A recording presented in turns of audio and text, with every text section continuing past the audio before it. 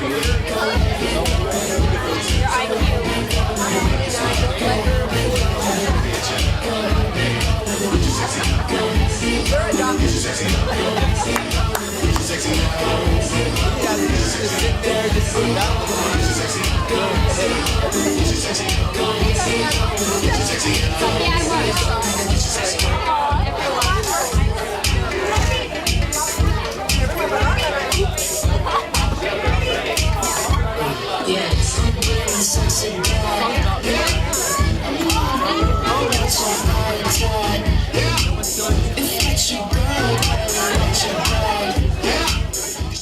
just want to spend a few minutes talking about my good friend Nicole.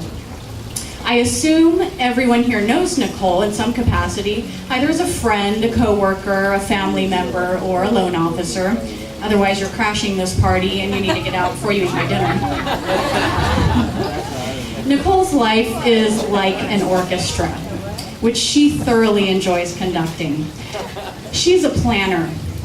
This 30th birthday party, for instance, has probably been on her mind since she was 5. She announced very boldly to her mother at the ripe old age of 3 that she would be attending college. Her mother suspects it was because Nicole already had it scheduled in her day planner. In fact, she skipped 2 grades just to get a jump start on college. And I'm sure it comes as no surprise to most of you that she's always been a list maker. She has an entire notebook full of lists.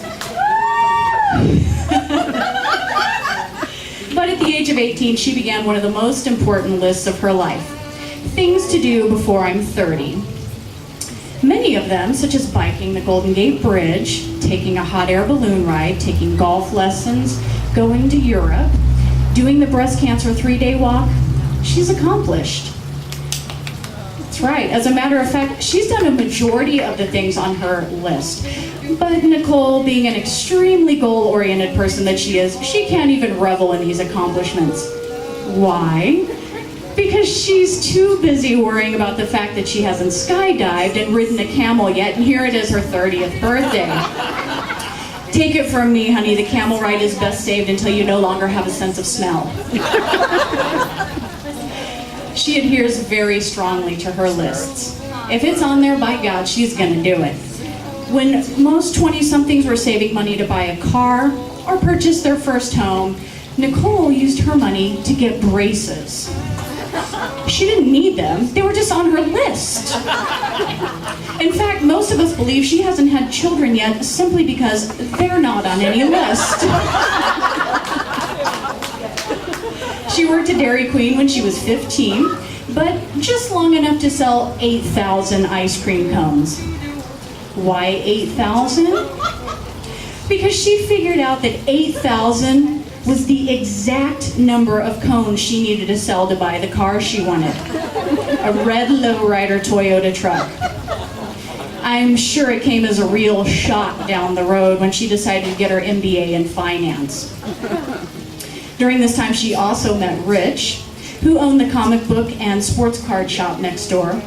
She'd come in on her breaks and buy a box of hot tamales, and one day, Rich dropped a note in one of those boxes asking her on a date. She's been his hot tamale ever since.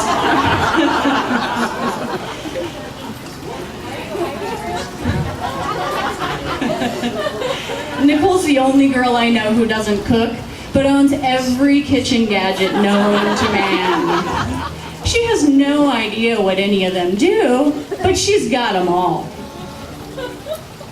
When her mother pulled out her rice cooker, Nicole asked, "What is that?" And when Kathy said, "It's a rice cooker," Nicole said, "What does it do?" Or the time her mother found the creme brulee torch packed up in the closet because Nicole thought it was some kind of tool. I can just imagine Nicole in the garage, big leather gloves and glasses on, trying to weld her jewelry project together with a creme brulee torch. Oh, and by the way, it's okay if your pots and pans have a little wear and tear. It doesn't mean there's anything wrong with them. And her financial prowess is something truly to behold. Saving money is always on her mind. When her family came to visit, they all decided to sit around the fire pit late one evening. As Nicole turned it on, the fire came up in such a blaze, it actually singed off her eyebrows and some of her hair.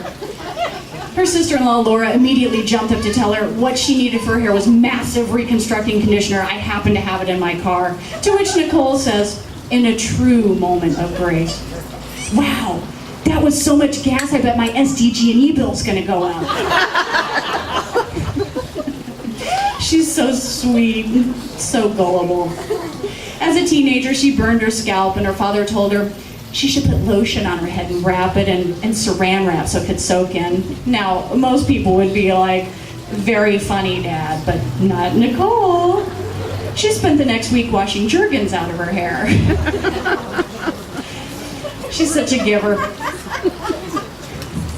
She never passes a military serviceman without stopping to shake their hand and thank them for their service to country, which I think is great. She's even gone so far as to anonymously buy their lunch when she sees them at a restaurant she's at. Awesome, and it's taught her some valuable lessons. Mostly to ask how many more people are coming to their table before she picks up the tab. Or the time she made a slip and slide out of the backyard pool. When most kids would just jump into the pool from the deck, she took it upon herself to land on the side of the above-ground pool, pulling it down completely and spilling the water out in such a wave that all the kids went flowing down the street in a river of water and mud. What a rush. Such a giving heart.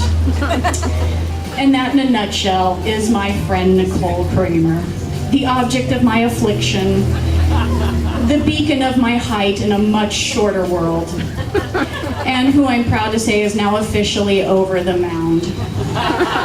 Happy birthday, sister.